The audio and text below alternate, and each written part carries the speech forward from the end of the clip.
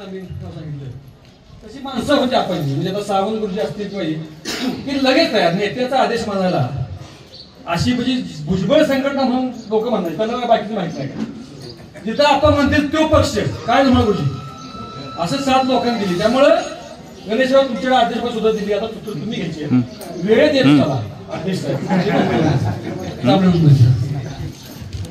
सर्वांना नमस्कार।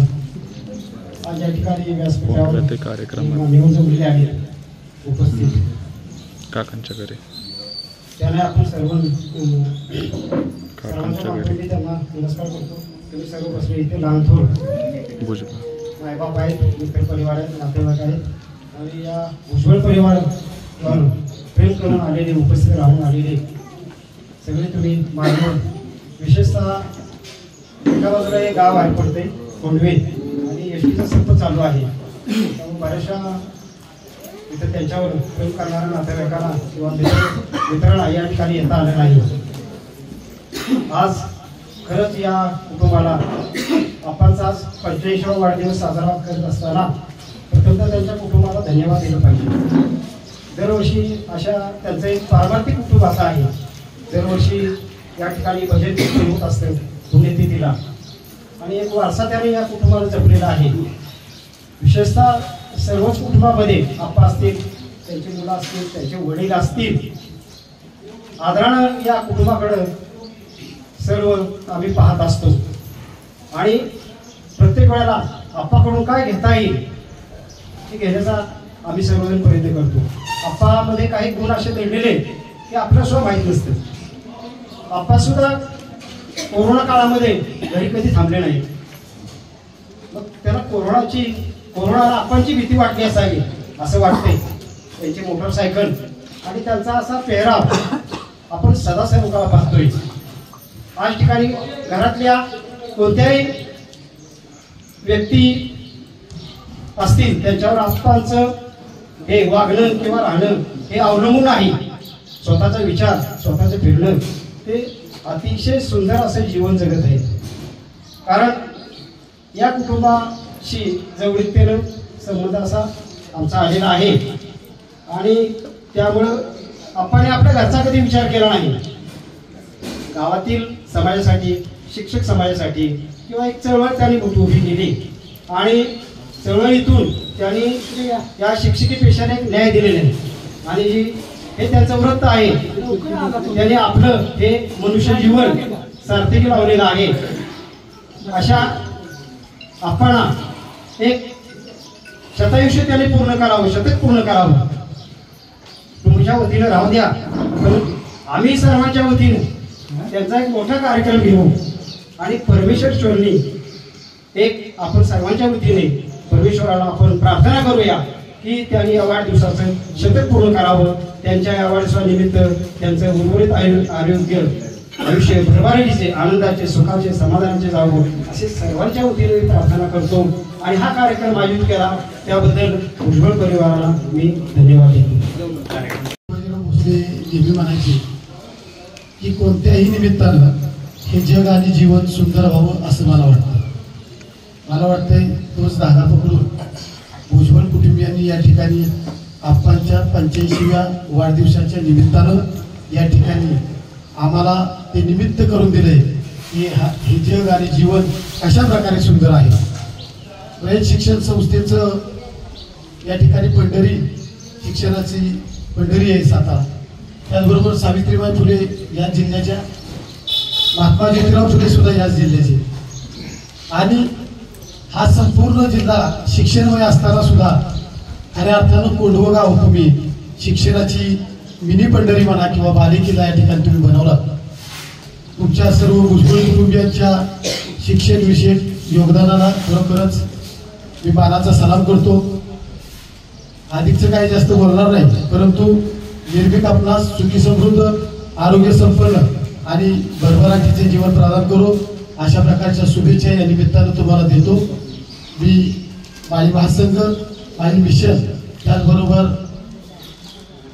क्रांतिज्योती अभिवादन रॅली संयोजन समिती जी गेले 10 वर्ष कडगुण ते रायगाव जाते त्या रॅलीच्या संयोजन समितीच्या वतीनं आपल्याला आजच्या आपल्या या 85व्या वाढदिवसानिमित्त खूप खूप शुभेच्छा देतो.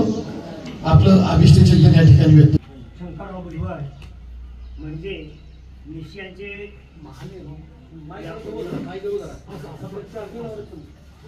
यापूर्वी जे पण सांगितले की निश्चयाचे महामेव खरोखरच त्यांनी जे ठरवलंय ना ते प्रत्यक्षात आणण्यासाठी त्यांनी जीवाचं रान केलेलं. आणि शिक्षकाचा नेता म्हटल्यानंतर तो शाळेबाहेर असतो, शाळेत काम सुरू अशी अवस्था असते बहुतेक.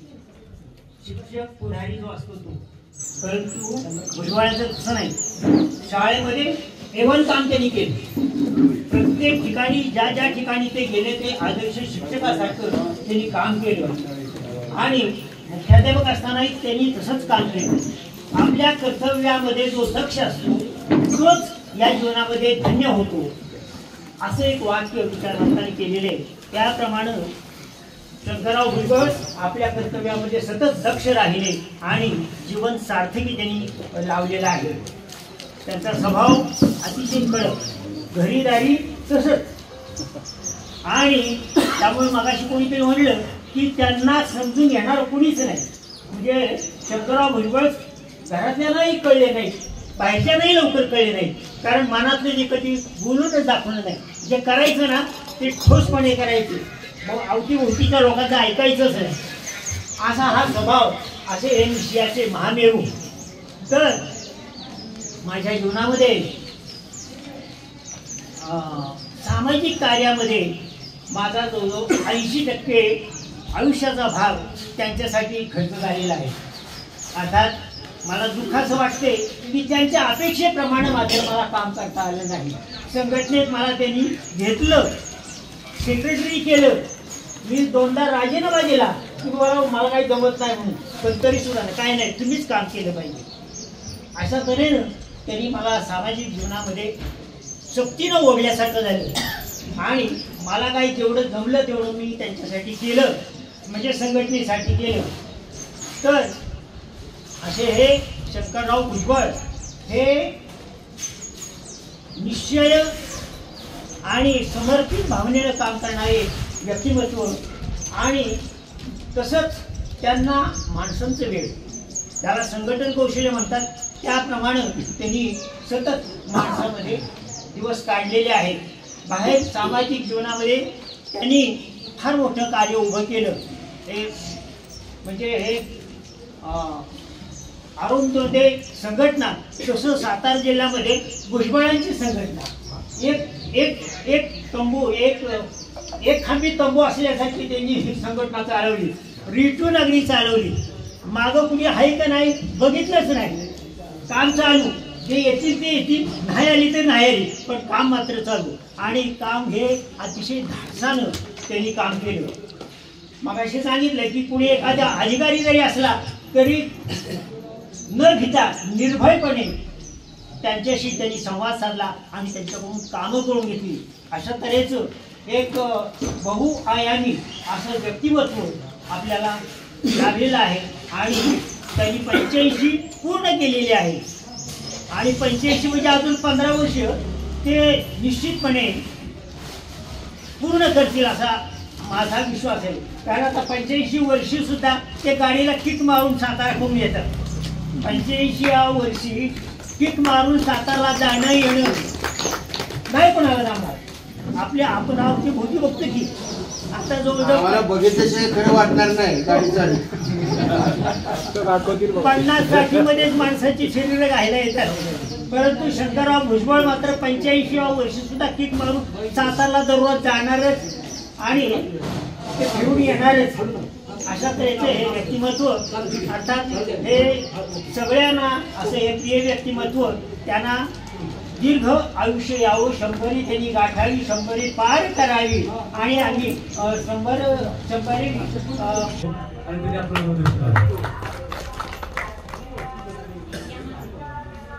ना तुम्ही बरोबर असू ना तुम्ही असू ना आमचे सर्व व्यासपीठावरचे मान्यवर, इथे जमलेले सर्वच मान्यवर,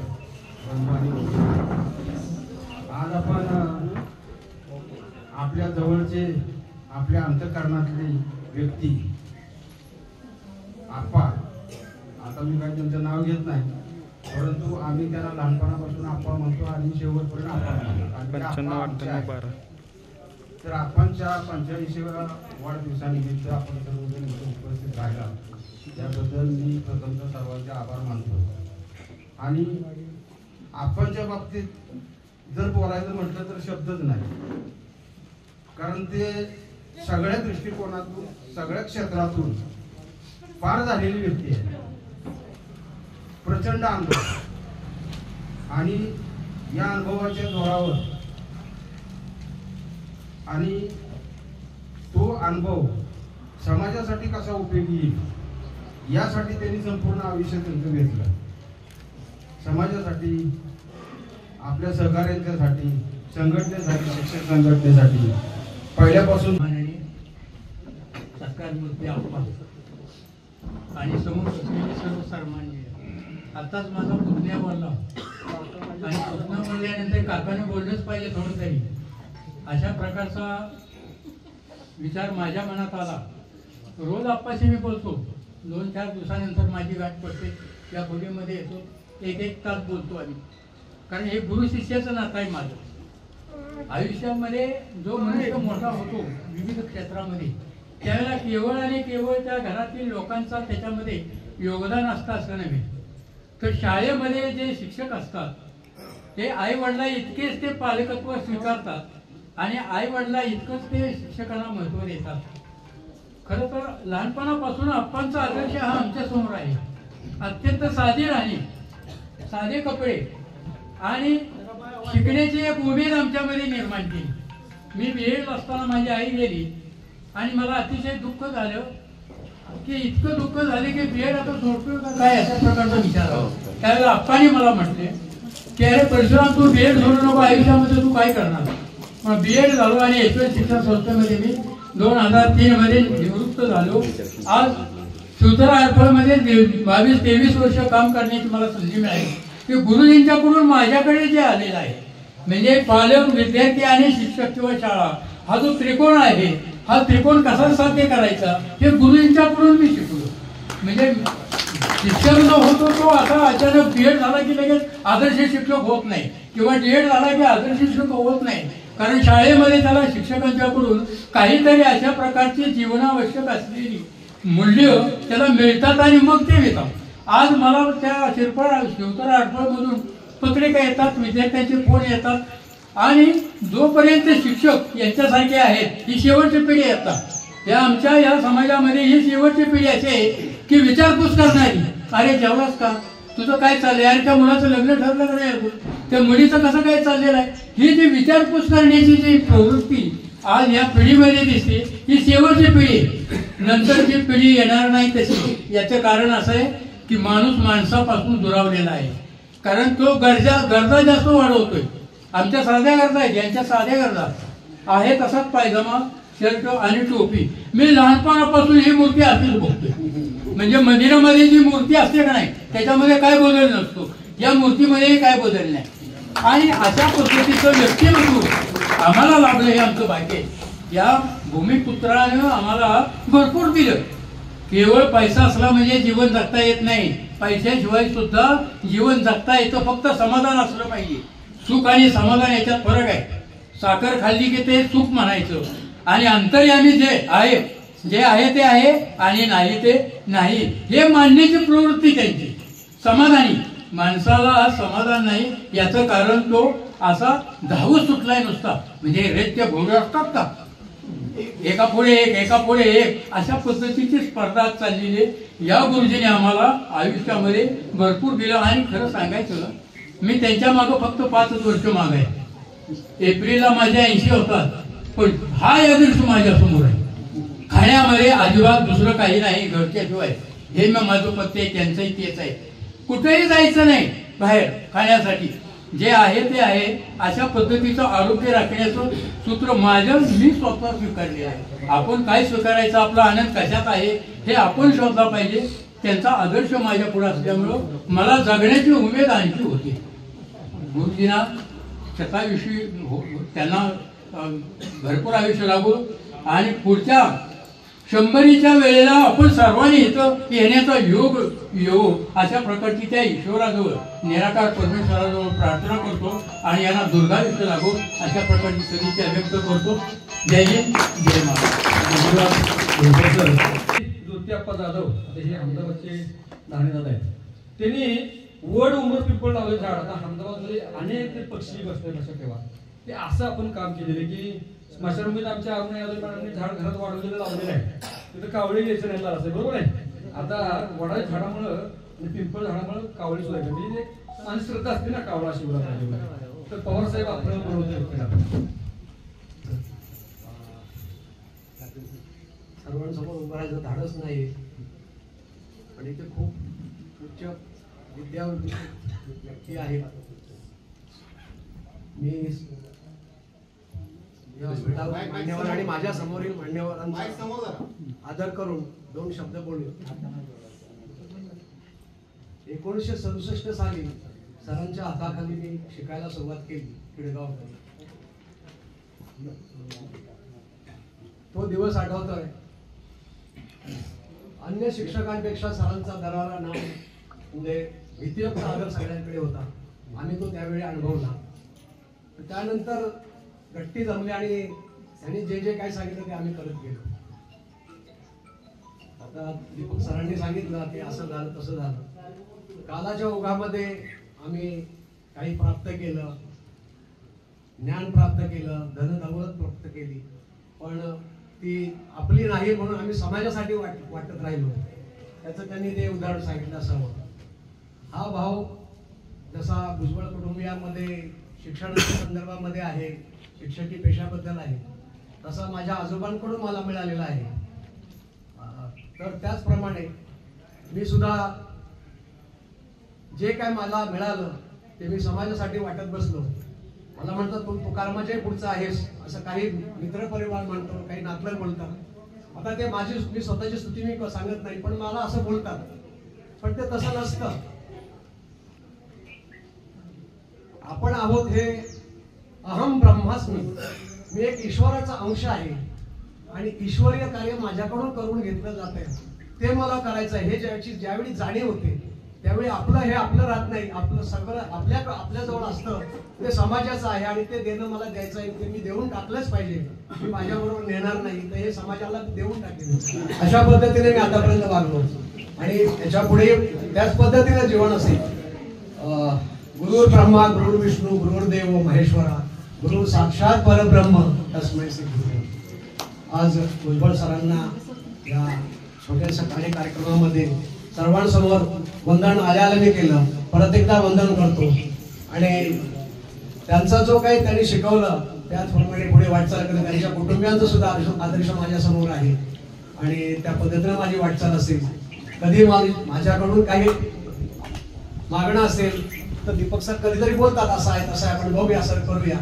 तर त्यावेळी मी दीपक सरांना मदत किंवा काय जे मला सहकार्य करता येईल ते मी केलेलं आहे. उदाहरणार्थ आपण बाल साहित्य संमेलनाचा एक मोठा कार्यक्रम केला होता दीपक सरांनी. त्यामध्ये आम्ही मोठं त्यांच्याकडे भाग घेतला, मार्गदर्शन केलं. असे काही असेल तर तेव्हा त्यांनी मला सांगावं आणि माझ्या लाडक्या गुरुजींचं पुढील आयुष्य आरोग्यपूर्ण असावं आणि त्यांची सेवा करण्याची संधी मला मिळावी हे मी माझं भाग्य समजेन. मी माझे गुरुजी, माझे कोणी ऑफिसमध्ये बॉसेस आज रोजी जे काही अवस्थेमध्ये आहेत. आपल्या इथे ओपीडी चालते केडगावमध्ये, आयुर्वेदिक ओपीडी. आयुर्वेदाची जी काय विस्मयकारक जी काही शक्ती आहे ते आम्ही स्वतः अनुभवतो आणि बऱ्याच लोकांना त्याचा असा काही फायदा होत आहे.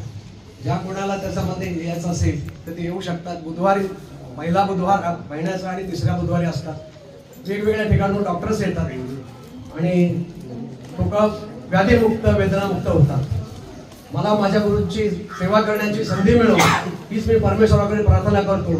त्यांचं निरोगी आयुष्य राहावं. फक्त कधी मला हाक मारली चंद्रशेखर ये तर मी त्यावेळी नक्की धावत येईन आणि मी माझ्या गुरूंची सेवा केली.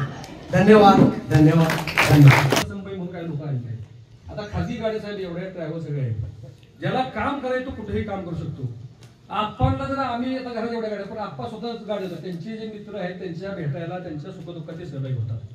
ते व्हॉट्सअप वापरत नाही. आणि मीही ते परंपरा चालू, पण अलीकडच्या काळात परिवर्तनासृष्टी नियम आहे. त्या व्हॉट्सअप युनिव्हर्सिटी म्हणून फार मोठं म्हणजे काय सोय किंवा काय गरज काय फायदे बरोबर तोटे आहे. त्यामुळे आपणच्या गरजा काहीच नाहीत लक्षात ठेवा. आणि ते एवढे सक्षम आहे की त्यांच्या घरात आम्ही राहतो लक्षात ठेवा. आज आमचं 13 माणसाचं एकत्र कुटुंब आहे ते आपणच्यामुळे, म्हणून आपणच्यामुळे हे आज घर झालेलं आहे. एकत्र कुटुंब हे घर बांधायला मला आपणही सहकार्य केलं, बाकी कोणाला ते केलेलं नाही. आपणही त्यांच्या नातीसाठी परवा माझी मुलगी निघाली तर 1.5 लाख रुपये आपणही कॅश मध्ये दिले. तो आमचा प्रणव पुढे त्याला गरज होती, म्हणजे ते कधी सांगत नाही की मी काय केलं. त्यांच्या पंतूचा वाढदिवस त्यांनी इथं बारसं इथं केली, फ्लेक्स असा मोठा बदल होता. म्हणजे माझ्या चुलत्यांचं लग्न असेल, बहिणीचं असेल, भावाचं, माझं लग्नपर्यंत असेल. आता आमच्या धाकट्यामधून स्वतः लग्न केलं होतं, तो विषय वेगळा आहे. परंतु बाकी सगळे कार्यक्रम आपाच म्हणजे आमच्या पुतणीचं लग्न 2 मेला झालं, तर ते अगोदर त्यांनी तरतूद करून ठेवलेलं आहे. त्यांनी शिक्षक बँक किंवा दुसऱ्या संस्थेत सभासद नाही, सोसायटीचं आमचं कर्ज बिर्ज काय काढत नाही किंवा सभासद नाही. आणि रिटायर झाल्यापासून त्यांनी वावरात पाऊल ठेवला नाही. त्यांनी एकच काम केलं की आमच्या पंखामध्ये बळून आणि पॉकेट मनी दिला नाही, पण तू झाली ते लक्षात ठेवा. पण तो खायला तुम्हाला मिळेल, एसटीचं भाडं मिळेल पास, आणि तुम्हाला शिक्षणाचा खर्च, म्हणजे त्या नातीसाठी त्यांनी आता एवढी मदत केली लक्षात ठेवा. त्यामुळं आपणची कुठलीही गरज नाही. गरज मला काय लागते तर समाजासाठी लागते. त्यामुळे पावसाळ्यात तुमची अशी बोलेल. त्या ठिकाणी अशोक नाना भुजबळ हे बोलतील. कलियुगातील संत किंवा देव त्यांना बघतो. परमपूज्य गगनगी महाराजांचे ते निस्सिम भक्त, त्यांच्यामुळे गगनगी महाराज 2 वेळा आले. मी गगनगिरी महाराजांना का मानतो की खरा संत मी पाहिला. आता ऐसे संत झाले कधी त्याच्याबद्दल मी नंतर बोलेन. परंतु नानांनी त्यांची 1.5 कोटी जागा इस्कॉन टेम्पलसाठी दिली, 1 रुपया नाना. हायस्कूल असो, मराठी शाळा, कुठल्याही कामात नानांचा हात नेहमी लागलेला असतो. आज कोडवा गाव जगाच्या नकाशावर लक्षात ठेवा, कोडवे इस्कॉन टेम्पल जे आहे. त्यामुळं अशोक नानांनी आपलं मनोगत व्यक्त करावं. तो रिटायर्ड पोलीस निरीक्षक आहेत साहेब, परंतु त्या खात्यात लावण्यासाठी तुम्ही जसे चांगली माणसे तसेच ते चांगले, पण अशा चांगल्या लोकांना आम्ही बोलू.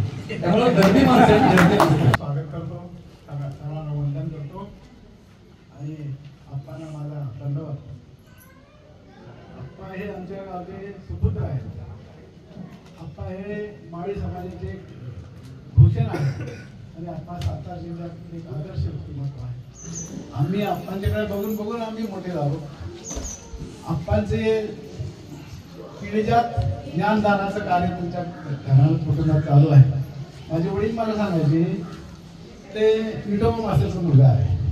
ते त्यांचे वडील हे शिक्षक होते, दुसऱ्याने ऐका ते सुद्धा शिक्षकातून नावावर चालणारे गाजवलं, तसं त्यांचा मुलगा आहे, त्यांच्या मागं हे कार्य करत आहे. आपण सर्वांनी इच्छा प्रकट केली की आप्पांची 100वी व्हावी, आम्ही सर्वांनी यावे. मी या ठिकाणी तुम्हाला ग्वाही देतो, आपण नक्कीच सेंचुरी मारा आणि आपण सगळं परत असणार त्यांच्या त्या उत्सवाला. बस मी जास्ती बोलत नाही. आप्पांच्याकडे बघून बघून आम्ही मोठं झालो. ते एक माझं प्रेरणास्थान आहे. तर आप्पांना उदाहरण आयुष्य लावावं, मस्त राहावं आणि सर्वांना एक असं आशीर्वाद देत राहावं. धन्यवाद. आदरणीय व्यासपीठ आणि आपण सगळे आप्पांचे चाहते, भुजबळ कुटुंबीय, शिक्षक बंधू भगिनी आणि सर्व नाटक मान्यवर, आपल्या सर्वांना नमस्कार. 1992ला म्हणजे जेव्हा कोंढव्यामध्ये शिक्षक म्हणून मी कार्यरत झाले, तेव्हा पहिलं कुटुंब किंवा पहिलं मायेचं माणूस कोण असेल तर आप्पा.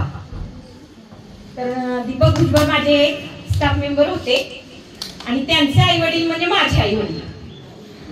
कारण माझं माहेर दूर होतं आणि सासू सासऱ्यांच्याकडनं तसं सहकार्य होत नव्हतं. त्यामुळे सगळं सासर माहेरचं जे प्रेम आहे ते मला आदरणीय आप्पा आणि त्यांच्या मंडळी यांच्याकडनं मला मिळालं. त्यानंतर आजही मी रिटायर झाले, 4 वर्ष झाली.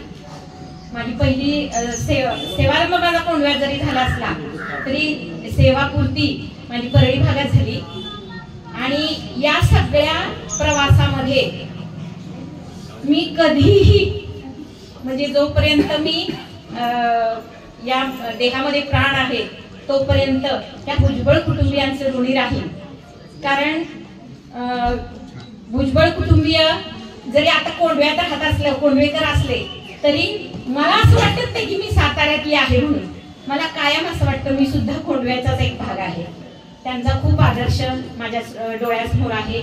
म्हणजे ते नोकरीत असताना ते मला खूप सिनियर होते आप्पा, पण ते आणि त्यांच्या बरोबर काम करणारे सगळे सहकारी यांच्याशी माझे संबंध आले. त्यांचं खूप काही त्यांच्याकडनं शिकणं झालं. आणि असंच आप्पा तुमची प्रेरणा आणि मार्गदर्शन आम्हाला आणखी 25 वर्ष लाभो अशी मी ईश्वरचरणी प्रार्थना करते. आणि मला बोलण्याची संधी दिली त्याबद्दल गुरुजी, आमचे आदरणीय देशपांडे सर आणि आपण सर्व उपस्थित की मला आज बोलायची संधी दिली. भुजबळ गुरुजींनी माझ्याकडं एक आपुलकीनं आणि आदरानं पाहिलं की मला निवड श्रेणी माझी मंजूर करून कशी देता येईल माझ्या शिक्षक बांधवांना. त्यांचा स्वतःचा स्वार्थ कधीही नसायचा. परंतु काय झालं की आम्ही अंगणवाडी प्रकल्प मेळायला होतो त्यावेळेला माझी बदली सगळीकडे प्रकल्पातली अकाउंटची पदं बंद झाली आणि जिल्हा परिषदला सगळ्यांना घेतलं. सगळे आमचे तालुक्याचे लोक जिल्हा परिषदेचे अर्थसभा घेतले. मला शिक्षणला टाकलं. पालकर साहेब शिक्षणाधिकारी होते. त्यांनी माझ्यावर विश्वास दाखवला. 6व्या वेतन आयोगाने रिवाज पेन्शनचं काम माझ्याकडे दिलं आणि त्यांनी जे कोणतं टेबल घेत नाही ते टेबल माझ्याकडे 4 टेबल माझ्याकडे दिले. त्यांचा विश्वास माझ्यावर प्रचंड होता आणि त्या विश्वासाला पात्र राहून मी त्यांची निवड श्रेणी सेवानिवृत्त झाल्यानंतर सुद्धा मी ती कशी करायची आणि काय केलं ते करून मंजूर करून दिली. आणि ते करत असताना काय झालं की 86 ते 96 यापर्यंतच्या लोकांना त्याचा लाभ होतोय. पण 96 नंतरच्या लोकांना ती वेतन श्रेणी सुधारित झाल्यामुळे म्हणजे पूर्वीची जी निवड श्रेणीची वेतन श्रेणी ती सुधारित झाल्यामुळं त्या वेतनचा लाभ देण्याला आमच्या अर्थ खात्यानं विरोध केलेला आहे. तरी सुद्धा त्याबाबत आम्ही अजूनही प्रयत्नशील आहोत. आज सेवानिवृत्त झालो तरी त्या आशीर्वादामुळं मी आता सेवानिवृत्त होऊन 7 वर्ष झाली तरी माझ्याकडे एकतरी शिक्षक किंवा एकतरी कुठलाही कर्मचारी रोज माझ्याकडे येतो. मी काम करत राहतो आणि एक आपुलकीच्या भावनेतनं करतो काम. आणि त्यांच्या निवड श्रेणीचा त्यांचा स्वतःचा नाही, त्यांनी निवड श्रेणी मंजूर झाल्यानंतर त्यांनी आपल्या सातारा तालुक्यातल्या किंवा इतर तालुक्यातल्या जे त्यांच्या ओळखीची लोक होती त्यांच्या घरी जाऊन त्यांच्या वारसांना सांगितलं की बाबा तुमची निवड श्रेणी मंजूर झाली, त्याला लाभ मिळावा अशी त्यांची एक तळमळीची भावना होती. आणि तळमळीच्या भावनेतनं आजही ते काम करतात. आजही कुठली गोष्ट असेल तर त्यांना त्याचा आनंद मिळतो की हे तळमळीनं काम व्हावं ही त्यांची इच्छा असते. आमच्या देशपांडे सरांनी सुद्धा आमच्या आर्थिक पद संस्थेमध्ये एकदा भाषण देताना सांगितलं की मी जसा माणूस जीवनामध्ये वर्षभरात श्रावण पाळतो तसा मी असताना तुम्ही श्रावण पाळून चांगलं निर्मळ भावनेनं काम करा असं त्याने बोललेलं मला आठवतंय आणि आम्ही त्याप्रमाणेच काम करत राहिलो सर. म्हणजे की त्यांची भावना कर्मचाऱ्याविषयी वेगळी होती आणि काम लोकांची कामं व्हावीत आपला हा जनसेवेचा पद आहे. त्या जनसेवेच्या पदाप्रमाणे तुम्ही काम करा असं त्यांचा एक आपुलकीची भावना होती. आणि आजही आमच्या मनामध्ये देशपांडे सराबद्दल खूपच आदर आहे आणि त्याबद्दल मला धन्यवाद हे वाटतं, आदर वाटतो आणि एवढं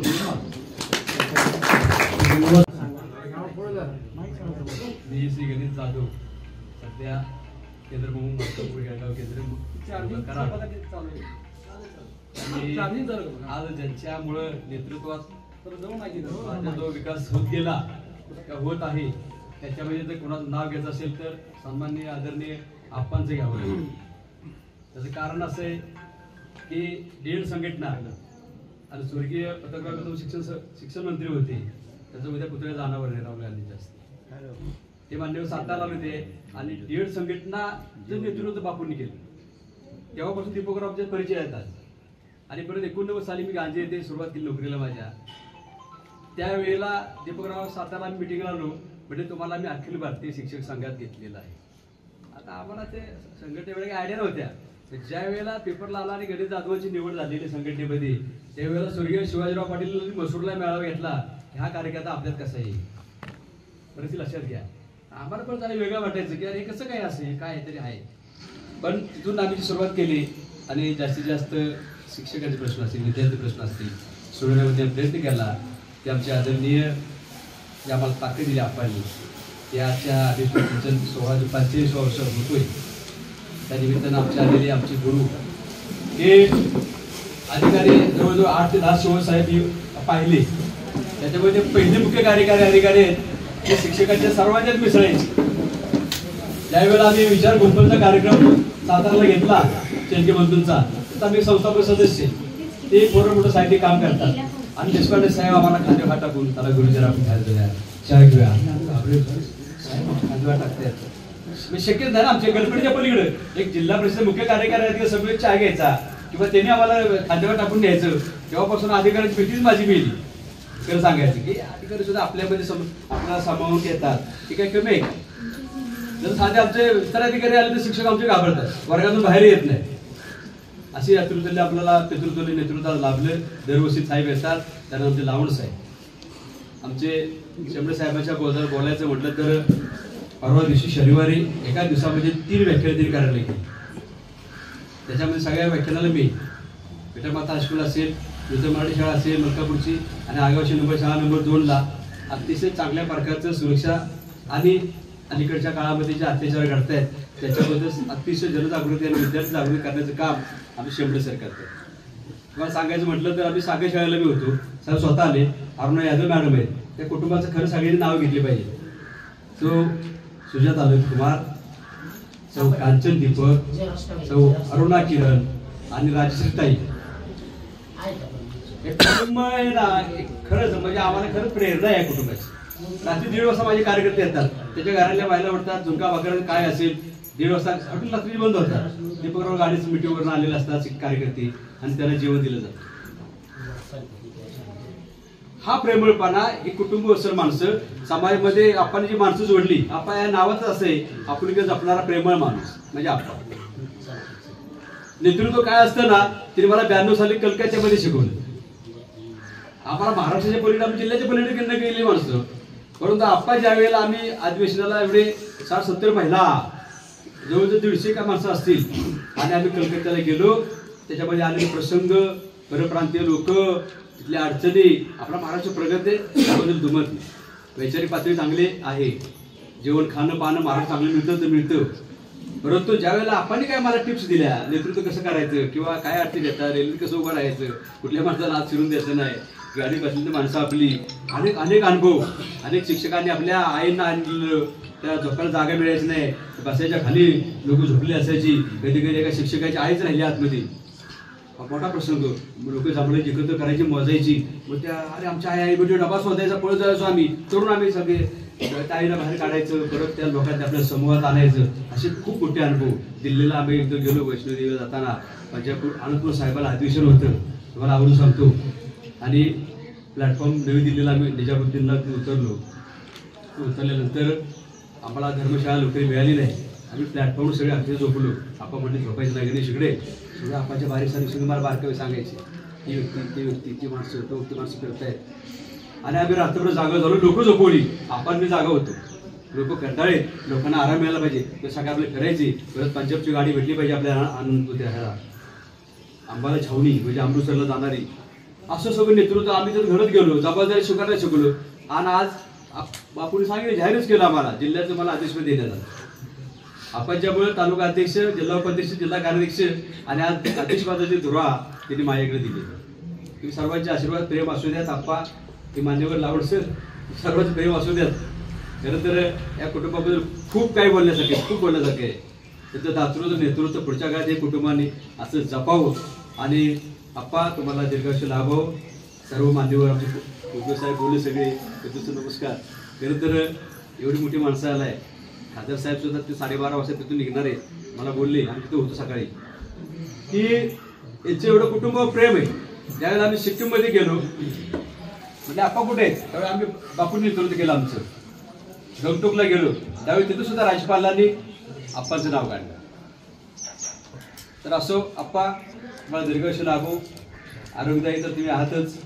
जनसंपत्ती लाभो आणि 100वी आम्हाला साजरी करायचा आहे. तुम्ही योग द्यावा अशी विनंती करतो आणि मी थांबतो. जय हिंद जय महाराष्ट्र. शिक्षक डेक्कन एज्युकेशन सोसायटी जिथं आम्ही शाळेला शेजारी मित्र आमच्या त्या शाळेतले तिथले मुख्याध्यापक एवढं चांगलं कार्य करणारे नाव विसरलो मी, माफ करा, ते बसिकर पवार साहेब. पवार साहेब म्हणजे दर महिन्याला एवढे कार्यक्रम, एवढे छान छान होते, एवढे प्रगल्भ. आणि हा योगायोग किती चांगला आहे बघा. उद्या 5 सप्टेंबर शिक्षक दिन, आजकाल टीचर्स डे म्हणतो आपण, तर त्याच्या अगोदरच आपल्या आप्पांचा वाढदिवस.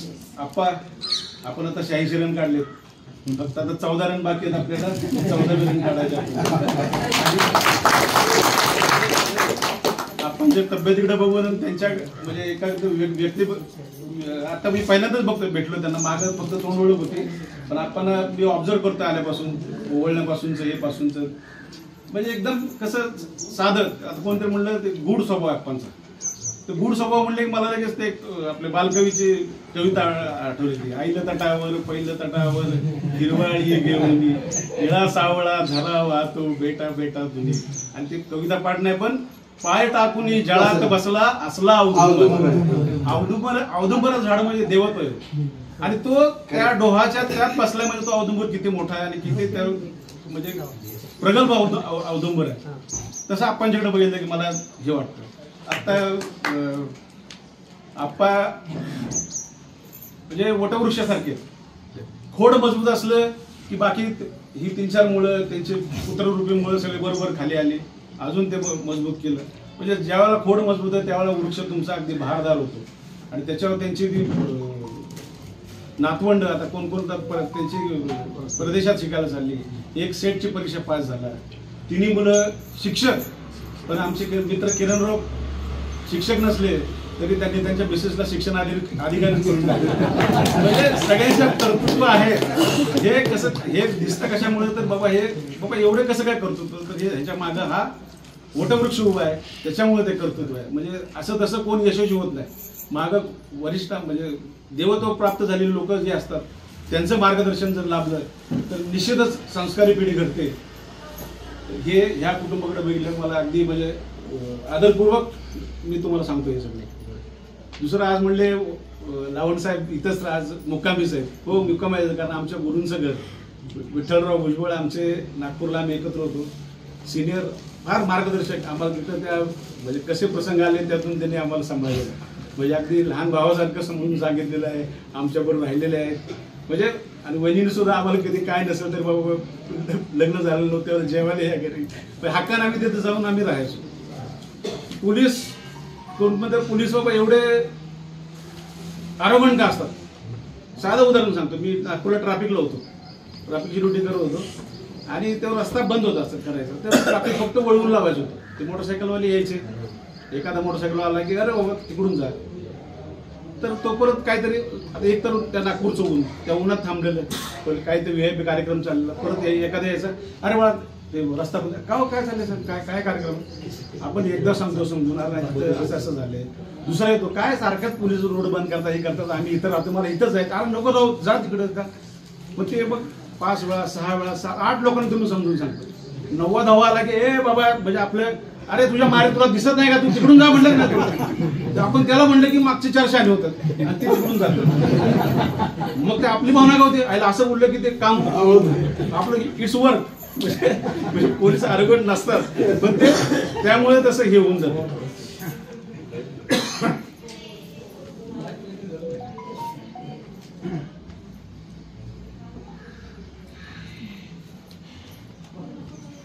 तर आपण मी त्यांनी 100 पूर्ण करावी. पहिल्यांदा सुरुवात करताना केलं तर आदरणीय व्यासपीठ मला मिळतं देशपांडे साहेब बोलताना आता काय म्हणजे हे होत नाही, तर आपणना मी दीर्घ आयुष्य लाभावं असं मी त्यांना असं आपण सर्वात मी भावना व्यक्त करतो. आणि त्यांची मुलं सुद्धा म्हणजे घरचा कारभारी दमदार असेल की सगळे बरोबर असतात बघा, तर मुलंही सगळे त्यांचे जे सगळे चिरंजीव आहेत त्यांनाही मी खरंच आपणची चांगली काळजी घेतली त्याबद्दल त्यांचे आभार मानतो. आणि मला एवढं बोलवलं, एवढा मान सन्मान दिला त्याबद्दल भुजबळ कुटुंबाचा आभार मानतो. आणि 2 शब्द संबोधतो.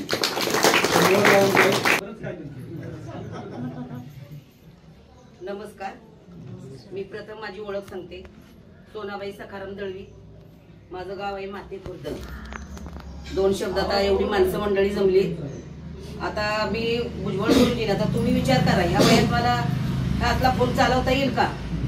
पण फक्त भुजबळ गुरुजींनी मेसेज पाठवला, शंकरराव विठ्ठलराव यांची वाढदिवस आहे. तर माझे मिस्टर काय म्हणतात, भुजबळ गुरुजी आपल्यापेक्षा वयाने जास्ती आहेत का काय? तर म्हणलं अहो त्यांच्या वडिलांचा वाढदिवस आहे. मी त्यांना फोडून सांगितलं. तर आता गाडी नाही यायला. ज्या वेळेला आमच्या गावात भुजबळ गुरुजी होतं त्यावेळेला त्यांची कीर्ती सांगावी एवढी थोडीच आहे. आता येणार कशानं? मी मेडा डेपोला फोन केला बघा, तर गाड्या सगळ्या बंद. आता यायचं कशानं? आता मग काय करायचं? तर मला माथ्यावर आडवळणार, कोसमी रोडला माथे खुर्द आहे, कुठून यायचं? म्हणून मी गुरुजींना फोन लावला, यायचं कसं? एक आपुलकी त्यांच्या मनामध्ये. त्यांनी सांगितलं मी गाडी घेऊन येतो तुम्हाला. आता गाडी आणणार कशी? म्हणलं तर 4 वाजता येतो. म्हणलं कार्यक्रम संपल्यानंतर काय यायचं तिथं? मी सेपरेट गाडी करून आले बघा इथं. आणि त्यांचं कौतुक सांगावं तेवढं थोडंच आहे. 2 शब्दाची वाक्य दिली. जय हिंद जय महाराष्ट्र.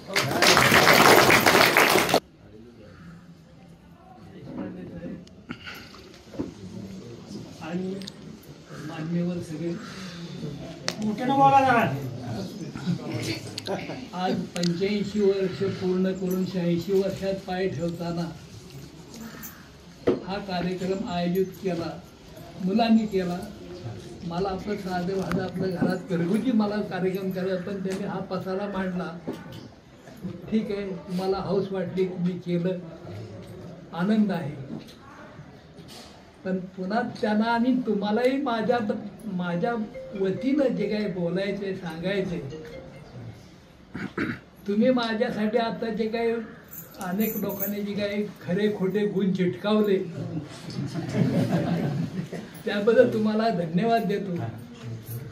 आणि जीवनामध्ये एकच ध्येय ठरवलं की समाजासाठी जगायचं. आपण समाजासाठी जगायचं आणि समाजाचं काम करायचं. हे पहिल्यापासून माझ्या अंगवळणी पडलेलं. बरीच कामं सांगण्यामध्ये अर्थ नाही, पण एवढं आतापर्यंत जीवन माझं समाजासाठी जगणं आणि समाजाचं काम करणं, सामाजिक कर्तव्य पाळून लोकांना जास्तीत जास्त त्यांच्या कष्टाचं फळ मिळवून देण्यामध्ये प्रयत्न करण्यामध्ये शिक्षण क्षेत्रामधलं माझं आयुष्य गेलं. आणि सामाजिक क्षेत्रामध्ये वारकरी संप्रदायामध्ये बरंच काम. मी आता 65 वर्ष माझं वारी पंढरी चाललेले आहेत. कॉलेज असताना मी वारी सुरू केली माझ्या सोलापूरच्या मित्राच्या, ते अजूनपर्यंत चाललेले आहेत. आमच्या पूर्वीची पिढी संपल्यानंतर आमच्या इथल्या गावामध्ये माळी समाजाची सावतामाळीची पुण्यतिथी बंद पडली होती. तर 4 माणसं मी बरोबर घेतली आणि 4 माणसाला घेऊन इथं सावता महाराजांची पुण्यतिथी साजरी करून ती पुण्यतिथी आज सुद्धा चालू आहे. फार मोठा कार्यक्रम, 25 वर्ष तो कार्यक्रम सुंदरपैकी करून ह्या तरुण पोराच्या हवाली कार्यभार करून मी त्यातून मुक्त झालो. 50 वर्ष झाली सातारा कोंढव्यात मध्ये पारायण नव्हतं. म्हातारी माणसं म्हणायची की आपल्या गावात पारायण असलं पाहिजे. वाड्या वस्त्यामुळे एवढं मोठं गाव अजून पारायण का नाही? तर ही सगळी मंडळी थकलेली. तर त्यांनी आम्हाला बोलून घेऊन विचारलं की म्हणणे आता आम्हाला आता पारायण करायचे, काय करायचं? म्हणलं तुम्हाला होईल तेवढं तुम्ही करा, राहिलेलं काम मी करेन. आणि त्यांना यादी तयार करून दिली आणि त्या प्रमाणात 50 वर्ष पारायण ह्या गावचं चालू आहे. अशा पद्धतीनं समाजासाठी त्यांची मानसिक उंची वाढी, बौद्धिक उंची वाढावी, जीवन सुखाचं व्हावं, शासनाचं काही असतील ते त्यांना लाभ मिळावेत, योग्य असतील ते. त्यासाठी भांडण्यामध्ये माझं आयुष्य गेलं. मी जर गेलो कुठल्या ऑफिसमध्ये तर कारकुन तोंडवर करणार, खाल्लं फायलीमध्ये बघत बसणार, अशी अवस्था. का हा भांडखोर शिक्षक आहे हे सगळ्यांना माहीत होतं. असो, समाजासाठी काम करताना काही सोसावं लागतं. ती डोळं मी खाल्लेलं आहेत अधिकाऱ्यांचे, पदाधिकाऱ्यांचे, सगळ्यांचे. तर कार्य करताना नाराज होता उपयोगाचा नाही. कार्यकर्त्यांना कार्य करत राहिलं पाहिजे आणि अंतिम यश मिळेपर्यंत त्याचा पाठपुरावा केला पाहिजे. तुम्ही तुमच्या जीवनामध्ये सुख निर्माण करण्याकरता, शांती निर्माण करण्याकरता प्रयत्न करून सुखी समृद्ध व्हा एवढी इच्छा व्यक्त करून मी माझं तुम्ही केलेल्या आजच्या सत्काराबद्दल आभार मानून माझे 2 शब्द पूर्ण करतो.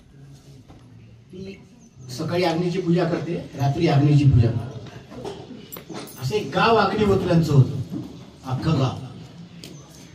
त्यातल्या एका सिनियर वयस्कर अग्निहोत्र्याला अर्घ्य पूजा करताना संडास आली आणि ती अग्निकुंडात पडली. इतकं पावित्र्य त्या विष्ठेचा सोन्याचा गोळा होऊन बाहेर आला. पुन्हा हा प्रयोग केला, पुन्हा सोन्याचा गोळा. ते घर श्रीमंत.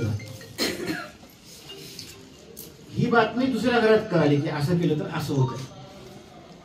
साहेब पोलीस मध्ये होते, आपल्या पेपरला बातमी असते नेहमी की तुम्हाला कंसात लिहिलं असते. बातमी कशी कळाली तर पोलीस सूत्राकडनं कळाली. लिहिलं असतं बातमी, पोलीस सूत्राकडनं कळाली बातमी.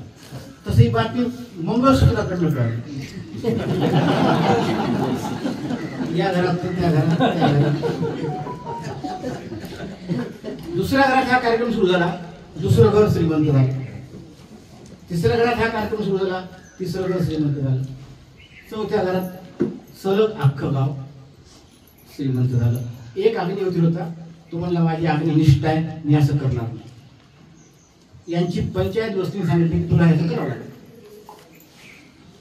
तो म्हणलं नाही करू लागली. तो भीक मागायचा, हे त्याला भीक मागायची.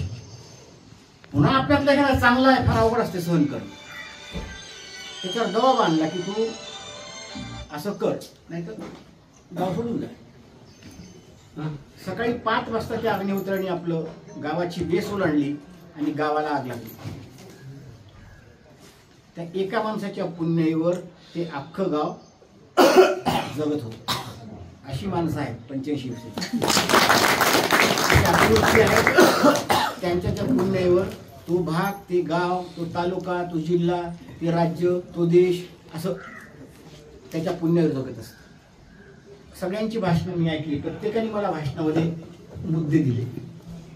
काय छान प्रत्येकाने मुद्दे दिले. त्यात आता सांगितले यांनी की कार्यकर्त्यांनी निराश होऊन फार छान सिद्धांत मांडला. रामदास स्वामी डोंगरावर बसले होते आणि खालून एक सहज कसं चालले होते. आणि रामदास स्वामी काय करत होते, त्याला दगडाला हात लावत. याने विचारलं की काय करताय तुम्ही रामदास स्वामीला. ते म्हणाले की काही नाही, हा दगड मी असा वरती नेतो, हात सोडला की तो खाली येतो, पुन्हा हात लावला की वरती जातो. हे त्या रामदास स्वामी त्या सांगा की तुम्ही कुठे निघालात प्रवासाला. ते मला मी देहूला चाललो, माझी मुलगी तिथं दिली, ती मला माहेरी परत आणायची. ते म्हणजे आमचे भाऊ तिथं राहतात तुकाराम, त्याने आमचा निरोप द्या. काय निरोप द्यायचा. ते म्हणजे काही डोंगरावर बसले होते, दगडाला हात लावत होते. एक रस्त आले इकडे, तुकारामांच्या कीर्तनाला संध्याकाळी गेली, मुलगी थांबले आणि महाराजांना सांगितलं महाराज तुमचे भाऊ भेटले आणि त्यांनी निरोप दिला. काय निरोप दिला. ते म्हणजे दगडाला हात लावत होते, डोंगरावर बसले. ते मला निरोप मिळाला. जाताना आमचा निरोप आमच्या भावाला घेऊन जा. 2 दिवस मुलीकडे थांबून जायच्या पहिली त्या कीर्तनाला गेली महाराजांच्या. महाराज विचारले की तुमचा निरोप काय. कीर्तन संपलं होतं, मंदिरात समई होती, समई तेल होतं, तेल हातावर टाकलं आणि महाराजांनी बोंब मारली. आमचा निरोप आमच्या भावाला द्या. हे सर्व परत आले, रामदासांना भेटले, तुमचे भाऊ भेटले, असा निरोप आहे. रामदास स्वामी मला हा निरोप कळाला. हे सदस्य म्हणाले की तुमची दोघांची निरोप मी दिले, काय तुम्हाला एकमेकाला पोचले म्हणता, तुम्हाला काय कळालं. रामदास स्वामी म्हणाले की इथे जो दगड आहे हा खाली येतो, हात द्यायला की वर जातो, पुन्हा खाली येतो. मी समाज सुधारण्याचा प्रयत्न करतोय, पण असा हात द्यायला, हात सोडला की पुन्हा खाली येतोय. असं कार्य मी माझ्या भागात समाज कार्य करतोय. तुम्ही तुमच्या भागात समाज कार्य करता, तुमचा काय अनुभव आहे? तुकाराम म्हणाले हीच बोंब आहे. एवढ्या मोठ्या संत पुरुषाला समाज कार्य करताना इतके विधारक अनुभव आले. आपण फुटका छोटं समाज कार्य करतो, निराश व्हायची काय गरज नाही. त्यामुळे आपण दिलेला संदेश हा फार मोठा होतो की निराश व्हायची आपल्याला काही गरज नाही. हा अनुभव मोठमोठ्या पण सत्पुरुषांना आलेला आहे. वारकरी संप्रदायाच्या वारीचा उल्लेख केला. हा देश एक आहे बाबासाहेब आंबेडकरांच्या संविधानामुळे, आणि महाराष्ट्र एक आहे पंढरीच्या वारीमुळे. वारी म्हणजे ते हरिपाठ, ते 28 अभंग, तो तुकाराम, तो बाप, ते आपले सगळे मायबाप आहेत सगळे. पुण्य परोपकार पाप हे परपीडा. लाखो पुस्तकं वाचा, पण इतकं झीट त्याचं ते सारांश मला कोणत्याही पुस्तकात सापडणार नाही. पुण्य बरोबर परोपकार, पाप बरोबर परपीडा. टाईप करायचं आणि काय ठिकाणी ठेवायचं. पुण्य म्हणजे काय? लोकांवर उपकार करणं. पाप म्हणजे काय? लोकांना त्रास देणं.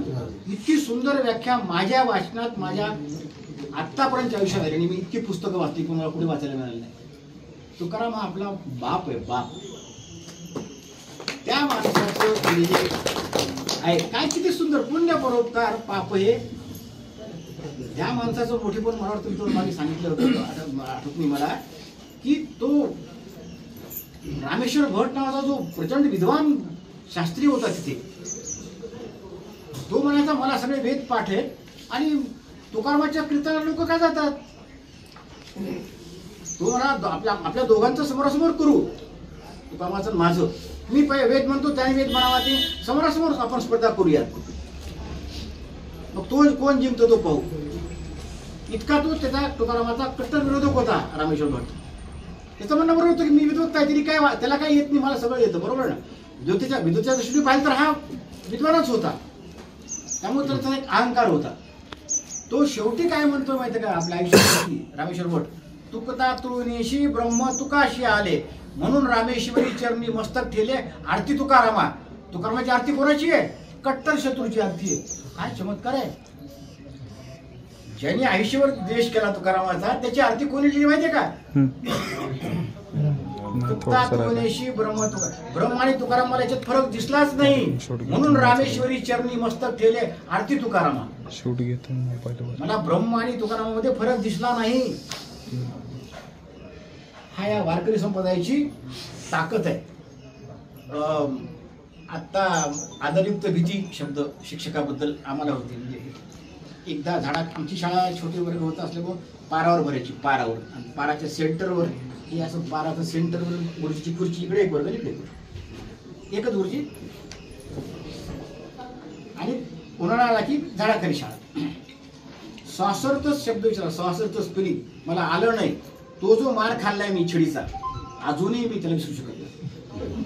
स्वासर शब्द स्पेलिंग प्रचंड आदर येतो होती. शिक्षक हा मी तर आम्ही आता सांगितलं शिंदे साहेबांना, शिंदे साहेब इंजिनियर जर खराब निघाला, पूल पडेल, 25 माणसं मरतील, तलाव फुटला 1,00,000 लोक मरतील. शिक्षक खराब निघाला, अख्खी पिढीच्या पिढी वाचली. सगळ्यात जास्त जबाबदारी तिथं आहे.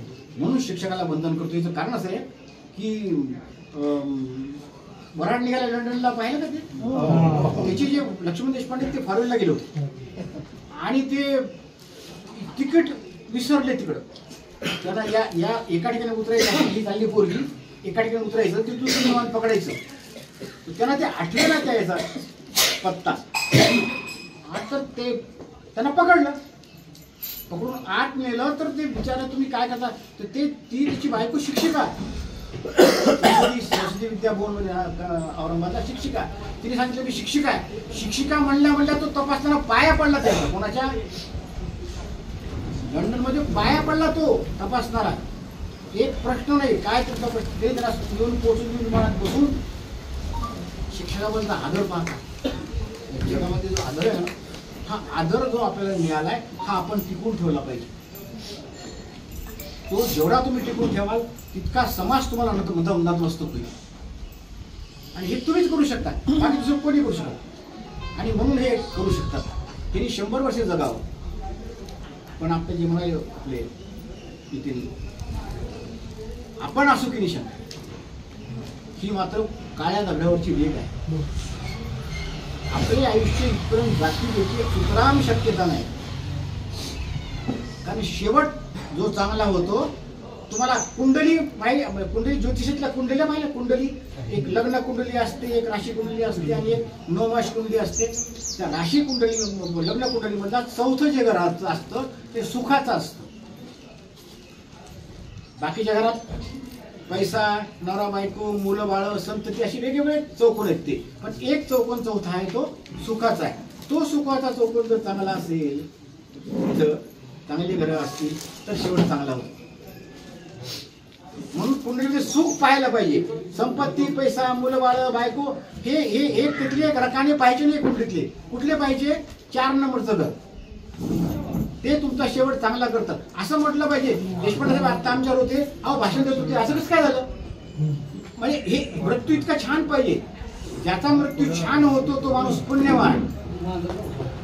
ज्याचा मृत्यू वाईट होतो, 6 वर्ष कॉटवर पडून काय करायचे? दीर्घायुष्य.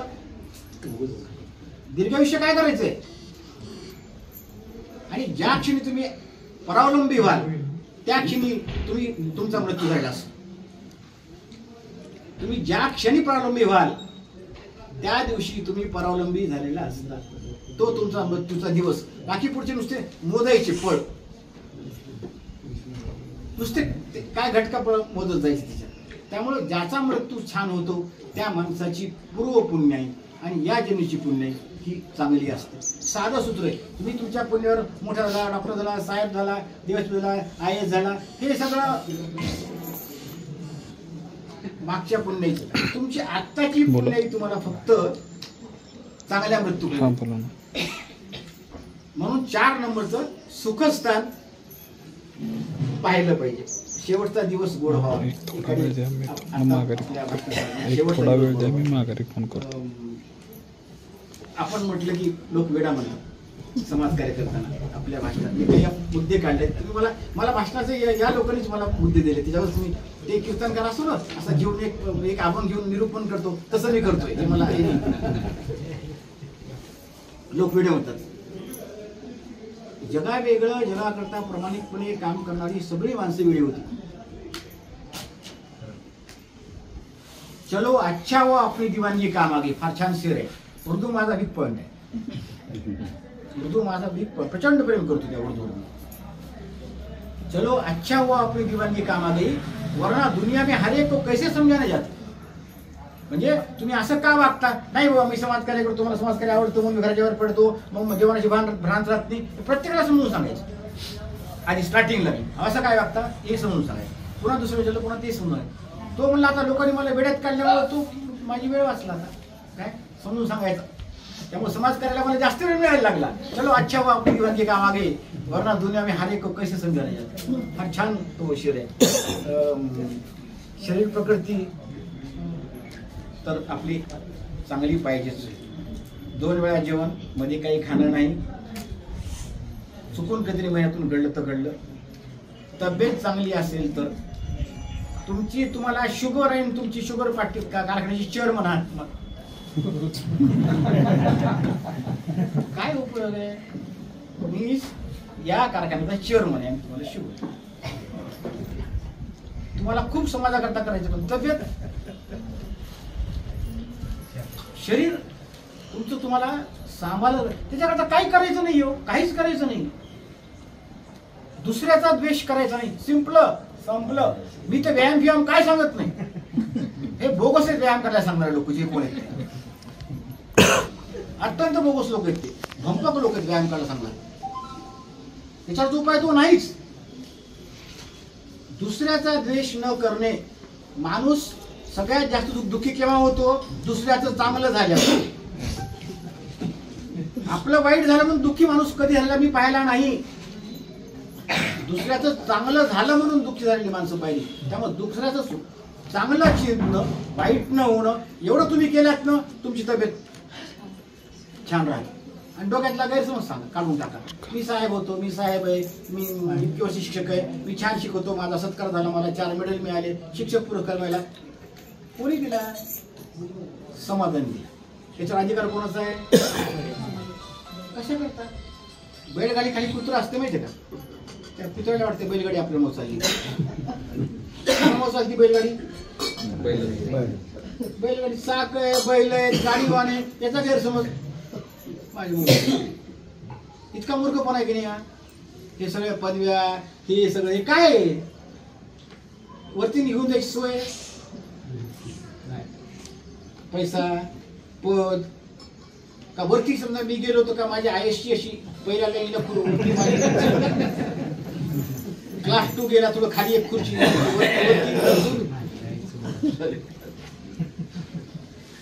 वर्ग 4 गेला, तिथे खालच्या पायऱ्यावर त्याला ठेवतील ते. तिथं खुर्ची नाही, पैसा वरती न्यायची तरतूद नाही. आहे का तरतूद वरती पैसा न्यायची? कफन को जेब नहीं होता, मौत रिश्वत नहीं लेगी. पांढरा कपडा टाकतात ना, त्याला खिसा नसतो. श्याम देशपांडे IAS मेला 10 बाय 10चा खिसा कफनला. क्लास 1 मेला 8 बाय 8चा, क्लास 2 मेला 4 बाय 4चा, वर्ग 4 मेला 1 बाय 1चा. असे काही कफनला खिची तरतूद आहे? वरती न्यायची काही तरतूद आहे? पैशाची भाजी करता येते मेथीची, भाजी कशी करावी लागते? मेथीचीच. पैशाची भाकरी करता येते, खाता येतो पैसा. पैसा जर खाता येतो तो पैसा इकडे खाता पण आला पाहिजे ना, भाकरी बिकरी म्हणून. पैसा खाण्याला माझा अजिबात विरोध नाहीये, पण पैसा खाणे जर खाण्याबरोबर आला असतं, त्याची भाकरी त्याचं पिठलं त्याचं काही करता आलं असतं, तर मी समर्थन केलं असतं पैसे खायचं. पहिला मी असेल समर्थन करणार. पैसा हा जर खाता आला असता तर. पैसा खाणी या अर्थाने वापरतोय मी.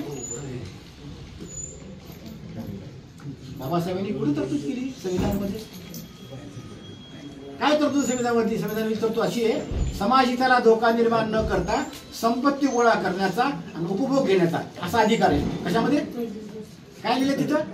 समाजहिताला धोका निर्माण करता संपत्ती गोळा करण्याचा आणि उपभोग घेण्याचा. आपण समाजाला धोका निर्माण न करता वाचतच नाही, पुढचं तो असतो गोळा करण्याचा. काय तो बाप सांगतो, आपण करतो काय? बाप सांगतो काय? आपला आदर्श तुकाराम, जोडून या धन दास विचारे. हा बोला. तुकाराम सांगतो संभावनी कमवा, बाबासाहेब सांगतात समाजाला धोका निर्माण न करता. ओके. कशा करतात? ठीक. पोरावाळा सांगतो मी त्यांना. कशाचा पोरावाळा विचार मला कळत नाही. आता तुम्ही सगळे आपण एकाच नावेतील लोक सगळे आपण बोलतो. कोणत्या पोराने बापाला पोचले? माझं ओपन चॅलेंज म्हणून मला गुरुजीने खुलासा केला म्हणून मी पटलं मला की ते आम्हाला पोचतं. परफेक्ट करायला हेच खरंय. काय खरंय? ते तुम्हाला पोचतात, तुम्ही त्यांना नाही पोचत. फार गैरसमज आहे आपला. आणि आपण सांगतो की आम्ही आई वडिलांना पोचतो. काय सांगतो खोटं आई वडिलांना? माझ्या मित्रांना सांगतो मी माझ्या आईची खूप सेवा करतो, प्रचंड सेवा करतो. तुझं काय करतो? दोन्ही मी 3 बायका ठेवल्यात, प्रत्येकी 8,000 रुपये देतो बायका. तो त्याच्या संपत्तीबद्दल सांगत होता का आईच्या सेवेबद्दल सांगत होता मला? आईची सेवा म्हणजे काय? 8 ते 24 रुपये आईची सेवा. रात्री 2ला आईला लग्नाला जायचं, तू असं हातात 2 तिला आईला नेलं सोबत, नेलं सोबत, त्याला सेवा म्हणायचं. 8,000ची गरज नाही, 8 पैशाची गरज नाही. 2 वाजता तिचं खोकलली रात्री झोपीत, उठून जाऊन तिला आईला किंवा वडिलांना याला सेवा म्हणतात, पितृसेवा मातृसेवा. मी त्यांना असा सोपान अशी गादी हे संपत्तीबद्दल बोलताय, हे प्रदर्शन करताय पैशाबद्दल. असं आई सेवा म्हणजे काय करायचं नाही, फार छोटं काम आहे. All the truths in the word are simplest. जगातले सगळे सत्य साधे. फक्त जी खोकडले उठायचं आणि त्याला पाठवून पण घेऊन जायचं. आपलं यात सगळं आलं. बारीसाठी 96,000 रुपये आले. आणि 3 जणांची किती झाली पुन्हा? 96 त्रिक सगळं आलं ते खोकलून घेऊन जाण्यामध्ये. त्यामुळं नशिबान तुम्हाला वडील आहेत, कारण वडील जाणं जास्त त्रासदायक आहे आईपेक्षा. आई गेली तर ते घरातल्या घरात असं ते दिवा दिसतो, घरातल्या घरात दिवा दिसतो. वडील गेले तर छप्परच पडतंय, सगळा पाऊस उजेड सूर्य सगळं घरात येते. ती झाकण आहे ते थकलेल्या बाबाची गोष्ट ऐकलं की गाणं. आणि मुलीकरता बाप तर बापच असतो, मुलाकरता बाप असतो की मला शंका आहे. मुलीकरता बाप ही अंतिम गोष्ट आहे, कारण मुली बापासारखे दिसायला असतात बहुतांश मुली. मुली करता मुलगा तुमचा कधीपर्यंत असतो स्टील ही इज वेड, त्याचं लग्न होईपर्यंत. आणि मुलगी कधी स्टील यू डेड, म्हणून ज्यांना मुलगी ते नशिबान आहेत, ज्यांना मुली नाही ते दुर्दैवी आहेत. माझा शाप समजा, ब्राह्मणाचा शाप आहे.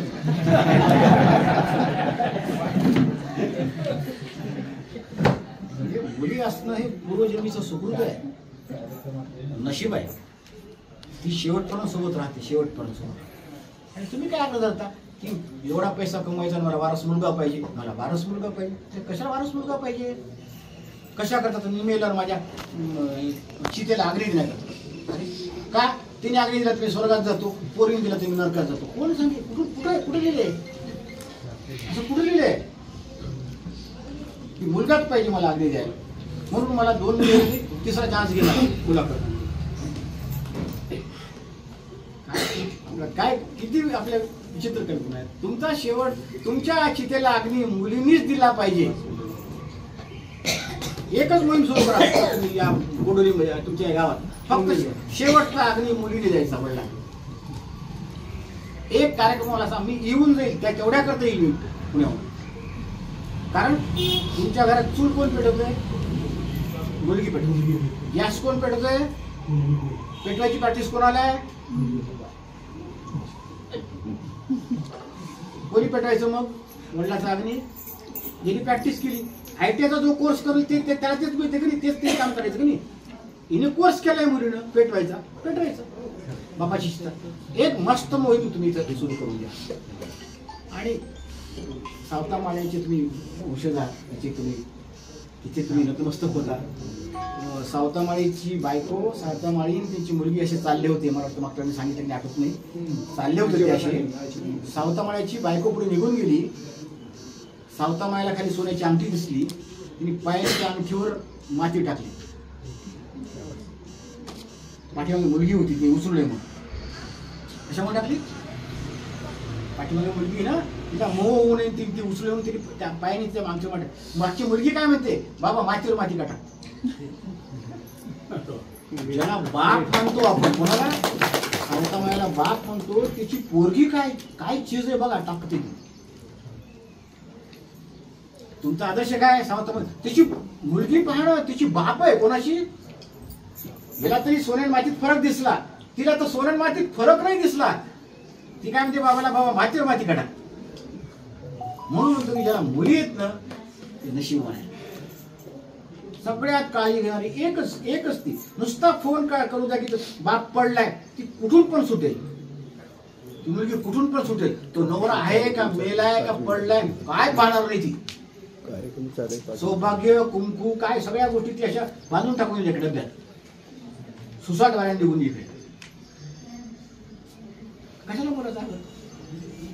छान, पण तुम्ही सगळ्यांनी खूप छान म्हणजे मांडलं. एक यांना सॅल्यूटचं कारण एक आहे, विधुरावस्थेमध्ये आयुष्य काढणं, सॅल्यूट त्यांना.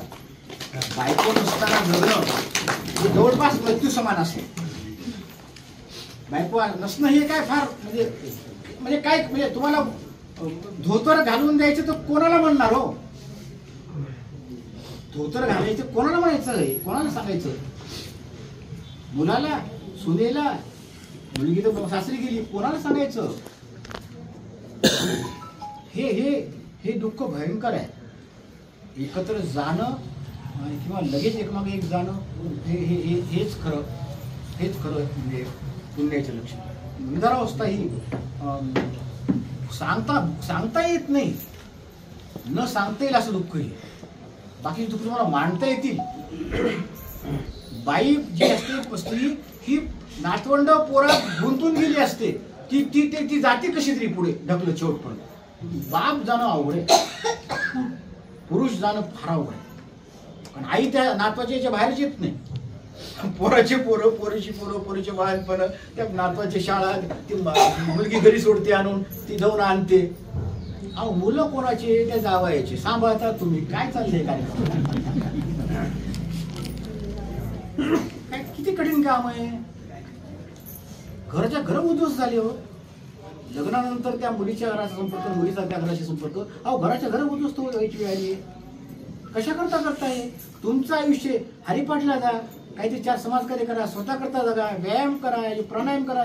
काय काय काय ते जावईन ते जाणार मला मुलाला सांभाळायला जायचे. गुप्त घेतले का तुम्ही? हुंडा प्लस लग्न प्लस पुढे गुप्त अख्खं संपलं ना. ज्या दिवशी ती सासरी गेली दिवशी तुमचा संबंध संपला. तुमचं संबंधच संपला. स्वतःला मर्यादित करा. काय काय हे कोण सोबत येणार नाही. सोयरे दिल्या घेतल्याचे काय बंगे शांत, काय बंगे शांत. सोयरे दिल्या घेतल्याचे तू करा. तर मला काय जे मांडता आलं, आप्पाचं वर्णन शेवटी लास्टला एक स्थितप्रज्ञ नावाची स्थिती सांगितली गीतेमध्ये. स्थिरावला समाधीत तो स्थितप्रज्ञ कसा असे, कृष्णा सांग कसा बोले, कसा राहे फिरे कसा. गीताईमध्ये त्याचं उत्तर दिले अर्जुनाने, श्रीकृष्णाने. कामना अंतरातील सर्व सोडून जो सोये, आत्म्यातची असे तुष्ट तो स्थितप्रज्ञ सही. सेमाची व्याख्या ही इथं पाहिजे. गीताईमध्ये फार छान दिले स्थितप्रज्ञाची व्याख्या दिली. तो स्थितप्रज्ञ. आपा तुम्ही जगलात, तुम्ही जगत आहात आणि तुम्ही हा वटवृक्ष तुम्ही उभा केलाय. वटवृक्षामध्ये काय असतं की फांद्या वाकलेल्या असतात. वाकलेली गोष्ट, जी गोष्ट नम्र असते तीच फार काळ टिकते. बघा तुम्ही रामरक्षेमध्ये विजयी विनयी भवेत असा शब्द आहे. रामरक्षा कधी ऐकली का? रामरक्षा ऐकली का? हा छान शब्द जोडून आलाय. विजयी विनयी भवेत. नुसतं विजयी भवेत नाहीये, विजयी विनयी भवेत. म्हणजे विजयामध्ये मस्ती नको, विनय पाहिजे. रामरक्षेमध्ये एकदा बघून पाहते काय छान आहे. विजयी विनयी भवेत लागून शब्द आहे रामरक्षामध्ये. रामरक्षामध्ये वाटेल टाकू पाटील ते काय प्रकार टाकू, मला त्याचं भयंकर ते आवडेल. या या या या या जगातली याच्यातली माणसं की वस्तू साहित्य काहीच टाकाऊ नाही, त्यात काहीतरी चांगलं आहे. त्या रामरक्षेमध्ये मला तो शब्द प्रचंड आवडला. विजयी विनयी भवेत. विजयी हो पण नम्र. म्हणून ते जे कायम टिकणारं झाड असल्यामुळे ते खाली येतं आणि मुळाबरोबर हा वटवृक्ष तुम्ही जोपासला सगळं छान होणार आहे. काही काळजी करू नका. तुमचा स्थितप्रज्ञपणा या सगळ्यातून कमळासारखं पाण्यात असं छान हिरवा यांच्यामध्ये ना. स्वतः जगतात, छान जगतात ते स्वतः. डिपेंडन्स नाही, अवलंबित्व नाही. वाटलं ते फटकन. तुम्हाला आयुष्यात किती पुढे जायचं हे कळले चालते, कुठे थांबायचं यांना कळालंय. म्हणून आप्पा मोठे, म्हणून आपण तिच्या पाया पडतो, म्हणून आपण सत्कार करतो. जे कोण गुंतून राहतात त्यांचा सत्कार करण्यात मला भूषण वाटलं नाही, वाटणार पण नाही. जे गुंतले संसारात, मुले नातवंड तुटवंड, संपलं तुमचं आयुष्य. तुमची नाहीतच ते. तुम्ही ज्योतिषीची कुंडली काढा, तुमची कुंडली वेगळी असते आणि तुमच्या पोराची वेगळी असते. पोरीची तुमचं आयुष्य एकच असलं तर सगळ्यांच्या कुंडली एकच असल्या असत्या ना. असं काय करतात सगळे? प्रत्येकाची कुंडली वेगळी येतात, प्रत्येकाचं आयुष्य वेगळं आहे. त्यांच्या आयुष्यात कुठे घुसतात? त्याची कुंडलीच वेगळी त्या पोराची पोरीची. 8 वर्षापर्यंत आईच्या पुण्यामुळे मूल जगतं, 12 वर्षापर्यंत बापाच्या पुण्यामुळे जगतं. त्याच्यापुढे त्याची स्वतःची पुण्य असते. 12 वर्षाच्या पुढे त्याचं लग्न झालं. आता कुठली तुमची पुण्य? योग्य वेळी अचूकपणे निवृत्त होण्याबद्दलचा यांचा निर्णय, म्हणून ते मला माझे आदर्श वाटतात. आणि हाच निर्णय भुजबळ गुरुजींनी माझे 2 संदेश आहेत. यांच्या निर्णयाबद्दल आदर आहे आणि तुम्हाला माझा संदेश. साताऱ्याला ट्रेन थांबवायची असेल तर त्या ड्रायव्हरला ब्रेक कुठं दाबावं लागतं आणि पहिल्या स्टेशनला माहिती आहे रेल्वे काय रेल्वेमध्ये माहिती आहे ना पहिल्या स्टेशनला ब्रेक दाबल्यावर ती ट्रेन अशी हळूहळू जाऊन साताऱ्याला थांबते. गुरुजी आता अलीकडच्या स्टेशनला ब्रेक दाबलं तर रिटायरमेंटच्या तिथे थांबेल ती गाडी. एवढं जरा तुम्हाला वडिलकीच्या नात्यानं याच्यासाठी केला होता अट्टाहास शेवटचा दिनू गोड होता. या ठिकाणी आप्पांचा आज आपण 85वा वाढदिवस साजरा करत आहोत, संपन्न करत आहोत. आणि यासाठी या ठिकाणी असनस्थ असणारे सर्व मान्यवर, आप्पांच्यावर प्रेम करणारे तुम्ही आम्ही सर्वजण, काही पाहुणे नातेवाईक, मला कळत असल्यापासून आपण असेच दिसतात थोडासा फरक झाला. म्हणजे आपणचं व्यक्तिमत्व एक असे गुण आहे की न समजलंच नाही अजून. नेमकं आपणचं व्यक्तिमत्व त्यांच्या घरातले सुद्धा हसले बघत आहे आमच्या. म्हणजे नेमकं त्यांचं काय आहे त्यांच्या मनामध्ये हे बऱ्यापैकी त्यांच्या मनाचा अंतच लागत नाही. असं खोल असं गोड असं व्यक्तिमत्व आहे. आणि आपणच्या बरोबर आम्ही अधिवेशनाच्या निमित्तानं खूप फिरलो, परंतु मला एक गुण जाणवलेला की मला वाटते आम्ही वैष्णवदेवीचं मला वाटते तो एक जर्नी होती, मला लक्षात नाही असणार की सांग. पण आम्ही रेल्वेनं प्रवास करत होतो आणि रेल्वेनं प्रवास करत असताना एका ठिकाणी मला वाटतं युपीच्या मधली काहीतरी टार्गेट मुलं तिथं म्हणजे वर बसली होती, बर्थवर वाटतं, आणि आम्ही खाली बसलो होतो. आणि ती मुलं जरा हुल्लडबाजी करायला लागली आणि आप्पा मग उठले, उभे राहिल्यानंतर त्यांच्याकडे बघितलं. मला वाटतं एवढं आता सांगायला एवढं मला म्हणजे अभिमान वाटतं, वर भरून येतो की त्यांनी बघितल्याबरोबर ती पोरं गप्प झाली बसल्यावर. म्हणजे त्याचा तो म्हणजे तसा तो रुद्रावतार पाहिल्यानंतर म्हणजे ते खऱ्या अर्थानं त्याच्यावर बघायचं झालं. तसे अत्यंत आपणच्या बद्दल स्वभावाबद्दल बोलायचं ना तर अत्यंत धाडसी व्यक्तिमत्व, अगदी कशाला न घाबरणारं व्यक्तिमत्व. कोणी असू द्या पुढं, म्हणजे कुठलेही अधिकारी आले तरी आणि अधिकारी आले तरी वर्गात विचारल्याशिवाय अधिकारी सुद्धा वर्ग द्यायचा नाही, असा आपणचा सिद्ध. आणि अशा तऱ्हेनं आता जास्त बोलत नाही तर बोलणारी खूप माणसं आहेत, परंतु या 85च्या वाढदिवसानिमित्त आपल्या चरणी नतमस्तक होतो आणि त्यांना पुढील सर्वांनी सांगितल्याप्रमाणे एक शतकोत्तर त्यांचा एक चांगला सहकार्य कार्यक्रम आपण करूया आणि त्यासाठी तुम्ही सगळेजण आपण असूया असे एक शुभेच्छा त्यांना वाढदिवसानिमित्त देतो आणि थांबतो. इतके बघा वयाचे पायाचं अपघात कारण सांगितलं सगळ्यात लवकर आहे, त्यामुळे त्यांना चान्स दिली पाहिजे.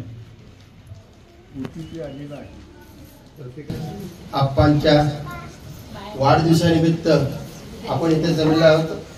त्यांना वाढदिवसाच्या हार्दिक हार्दिक शुभेच्छा. आणि एक गोष्ट मी महत्वाची सांगतो की 100वी त्यांची गाठणार आहे, 100वीच्या पुढे जाणार आहे. माझं बोललेलं वाक्य हे खरं ठरते, सुरुवातीला सांगतो. आणि इथं 2 व्यक्ती असे आहेत की हे डोकं मी मला खाली ठेवलं पाहिजे, आप्पा आणि आदरणीय श्याम देशपांडे. मला आता वागता येत नाही तर हे मस्तक इथं खाली 2 व्यक्तींच्या ठेवलं पाहिजे, असे व्यक्ती आहेत. आदरणीय DYSP लावण साहेब आपल्या जिल्ह्याचे सुपुत्र आहेत, गणेश जाधव केंद्र प्रमुख आहेत. या दोघांचा माझा परिचय आहे मान्यवरांना आणि सर्व उपस्थित शिक्षक बंधू भगिनीनो आणि भुजबळ परिवार नातेवाईक. मी मधुकर शेंडे, निवृत्त माध्यमिक शिक्षक, जयतेची संस्थेचे महाराजा साईगरा विद्यालय सातारा. 12 पाटील कामी यांनी स्थापन केलेला पहिला high school 1940 free and residential. Deshpande साहेब इथं CO होते. त्या पदाचा अजिबात गर्व नाही. मी मधुकर शेंबडे, लिंगायत समाजात आहे. आमचं किराणा मालाचा पारंपरिक व्यवसाय, नोकरी नसती तर आपलं दुकान टाकलं असतं. आदरणीय श्याम देशपांडे साहेब बोलले की माझी पात्रता किती की मी पूजेला जाणार आणि 9 रुपये 10 रुपये माझी पात्रता आहे. मला जनतेनं शासनानं एवढं मोठं पद दिले ते मी जनतेसाठी त्याचा उपयोग करणार. किती मोठं मन लागतं या ठिकाणी. नाहीतर क्लास 1 ऑफिसर किंवा कुठल्याही क्षेत्रातील माणसं इगो अजिबात असता कामा नये आपल्याकडे. आप्पांचं काल मी मेसेज वाचला, दीपक गुरुजींनी पाठवलं आणि इतका मी एक्साइटेड झालो की केवढी मोठी परंपरा या घराण्यामध्ये आहे. आणि मी सांगतो की अशी माणसं ही देवाचे अंश आहेत, परमेश्वराचे काय आहे, अंश आहेत. परमेश्वरांनी सांगितलं श्याम देशपांडे साहेबांना, तुम्ही नम्रतेनं सर्व जनतेची सेवा करा. अब्राहम लिंकन 7-10 वेळा आयुष्यात अपयशी झाला आणि शेवटी राष्ट्राध्यक्ष झाला आणि मिरवणूक चालली होती आणि वाकून नमस्कार करत होते. वाकून त्यांनी विचारलं लोकांनी, तुम्ही इतकं वाकून का नमस्कार करता? नम्रतेच्या बाबतीत माझ्यापेक्षा कोणीही मोठा असता कामा नये. एवढं काय मोठेपण आमच्या माणसाकडे. तर मी रयत शिक्षण संस्थेमध्ये इंग्रजी विषय शिक्षक होतो, RSP MCC होतो. महाराष्ट्र पोलिसांना 15 सालापासून महाराष्ट्रभर मी डिझास्टर मॅनेजमेंट आणि ट्रॅफिक मॅनेजमेंट याचं प्रशिक्षण देतो. आदरणीय DYSP लावण साहेबांना माहिती आहे आणि त्यांचे बंधू सुद्धा डॉक्टर आहेत. त्याचप्रमाणे 4 वेळा हॅलो सखी सह्याद्री वाहिनीवर दूरदर्शनवर माझी मुलाखत झालेली आहे. रहदारी नियम 114 चुका पाठ्यपुस्तकातील काढलेल्या आहेत. शासनाने मान्य केलेलं पत्र मला आमदार मोहन जोशीला आलेलं आहे. तर सगळ्यात गोड काय हा एक संदेश मी देतो जाता जाता. सगळ्यात गोड काय तर कोण म्हणतं कातवी गुळ साखर, नाही काही गोड नाही. ग्रामीण भाषेत ज्याचं याड त्याला गोड, ज्याचं वेळ त्याला ते गोष्ट गोड. लोक नावं सुद्धा ठेवतील. एवढं वय झालं हे मनुष्य काय रस्त्यात उभा राहून रिफ्लेक्टर का लावतोय? वेळ मला माना तुम्ही. मला उर्वरित आयुष्यामध्ये लोकांचे प्राण वाचवायचे.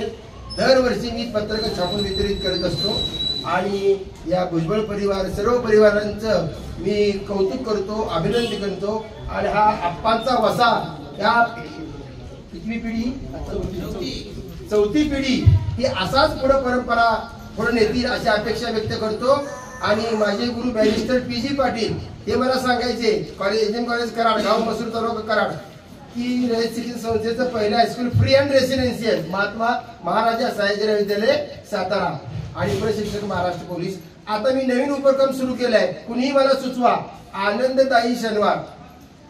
आयुष्यामध्ये प्रत्येक मिनिटाला कसं जगायचं, कुठल्या अडचणी येतात त्याच्यावर मी स्क्रिप्ट तयारी केलेली आहे. तर त्या ठिकाणी सुद्धा मी मला इथं बोलण्याची संधी दिली, याबद्दल भुजबळ परिवारांचा मी आभारी आहे. आणि आपल्या कुटुंबातले असल्या तरी मला दिसत नाही खाली काय काम अरुणा यादव भुजबळ, शिक्षणाधिकारी नवी मुंबई. हे स्मार्ट PTला 1ली ते 4थी इंग्रजीला आम्ही एकत्र काम केलेलं आहे. एवढं बोलून मी या ठिकाणी थांबतो. धन्यवाद.